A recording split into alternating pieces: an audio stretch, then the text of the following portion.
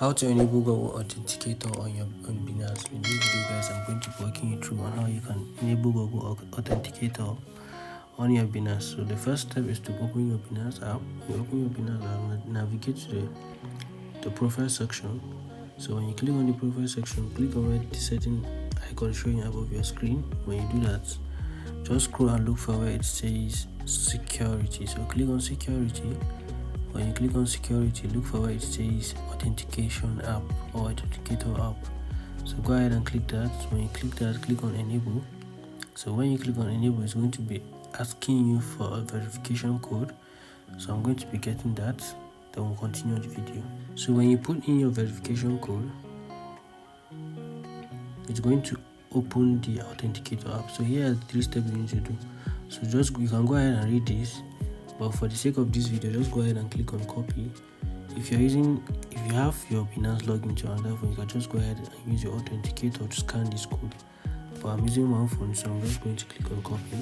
When you click on copy, go ahead and open your authenticator app. When you click on authenticator app, make sure you're using the email you're using on your Binance. So click on add code. When you click on add code, enter setup key.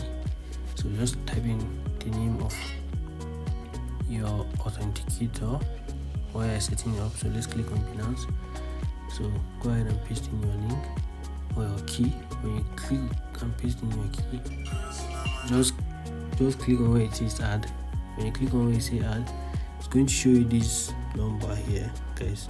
So just go ahead and copy this number. So go back to your Binance, click on next. It's asking you for the code. So just go ahead and paste this code here. So the code is expiring, so let's wait for a new one. So this is another one. So let's just go ahead and copy this code.